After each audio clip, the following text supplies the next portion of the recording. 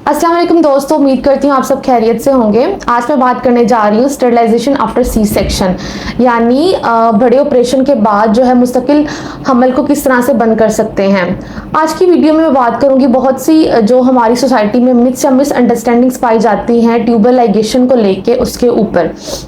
सबसे पहले बात करते हैं, इसमें ये एक प्रोसेस है जिसमें इलेक्टिव सी सेक्शन के बाद, यानी जो प्लान्ड सी सेक्शन होता है उसके बाद अगर किसी भी कपल की जो फैमिली कंप्लीट है तो हम लोग जो है जो ट्यूब्स होती हैं बच्चेदानी के गिर्द, उसके ऊपर टांके लगाते हैं ताकि दोबारा जो है उसके अंदर जो है वो कंसीव ना वो औरत कर सके। लेकिन याद रखा जाए कि ये एक जो है वो परमानेंट मेथड ऑफ कंट्रासेप्शन है, यानी अगर हम एक दफ़ा जो है ट्यूबल लाइगेशन को करते तो हम इसको जो है वो रिवर्स बैक नहीं कर सकते। अब बात करते हैं कि इसके फ़ायदे क्या हैं और इसके नुकसानात क्या क्या हैं। तो याद रखा जाए कि इसका जो सक्सेस रेट है वो काफ़ी ज़्यादा है as compare to other method जो हम कंट्रासेप्शन, जैसे कि हम लोग जो कॉपर डिवाइसेस इस्तेमाल करते हैं, हम लोग पिल्स का इस्तेमाल करते हैं, उनमें फेलियर रेट ज़्यादा है। तो इसका सक्सेस रेट जो है वो इन सारे मेथड से ज़्यादा है, तकरीबन 99% तक। इसका मतलब है कि 1000 में से कोई 1-2 खवातीन ही होंगी जिसके अंदर जो है ट्यूबल लाइगेशन के बाद जो है वो प्रेगनेंसी का चांस हो सके। इसके अलावा जो है ये परमानेंट मेथड है, और अगर आप जो है अपनी गायनोकोलॉजिस्ट से पहले ही कंसल्ट कर लेते हैं इस बारे में कि अगर आपकी फैमिली कंप्लीट है और आपको मजीद बच्चे नहीं चाहिए, तो वो सी सेक्शन के बाद जो है बहुत ही आसानी से जो है ट्यूब के अंदर 2 टांके लगाने होते हैं। उसमें ये होता है कि बाद में ओव्यूलेशन जो है वो तो होती है, लेकिन इम्प्लांटेशन जो है यूट्रस में आके नहीं हो पाती क्योंकि वो रास्ता ही बंद कर दिया जाता है।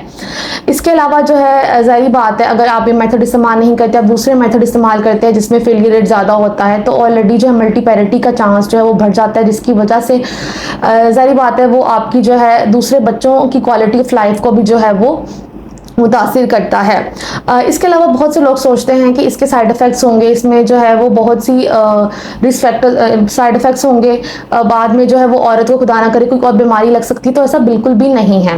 अगर किसी खवातीन में कोई ब्लड प्रेशर या शुगर इसके बाद होती है तो वो उसका लिंक इस बीमारी से बिल्कुल भी नहीं है। अगर किसी औरत को एबनॉर्मल ब्लीडिंग होती है मेंसेस के दौरान में या किसी भी और वजह से, या फिर अगर यूट्रस का इन्फेक्शन हो रहा है, तो ये सारी चीज़ें भी जो है ट्यूबल लाइगेशन से बिल्कुल भी जो है वो लिंक नहीं करती। अब हम बात करते हैं इसके डिसएडवांटेजेस के बारे में। तो जैसा कि मैंने पहले बताया है कि ये परमानेंट मेथड है, इसको हम लोग रिवर्स बैक दोबारा नहीं कर सकते। तो आमतौर पर वो यंग खवातीन जिनकी उम्र 20 से 30 साल है, उनके अंदर हम लोग जो है कम ही जो है इसको एडवाइस करते हैं, क्योंकि खुदा ना करे अगर आपकी सेपरेशन हो जाती है, किसी वजह से आपकी दूसरी शादी होती है, तो ये ऐसा मेथड है कि जिसको हम लोग जो है वो रिवर्स नहीं कर सकते। अगर इसको एक दफ़ा बंद कर दिया जाए तो आप दोबारा जो है वो हमल आपको नहीं हो सकता। This is all about tubal ligation. उम्मीद करती हूँ आप सबको आज की वीडियो समझ आई होगी। Thank you so much.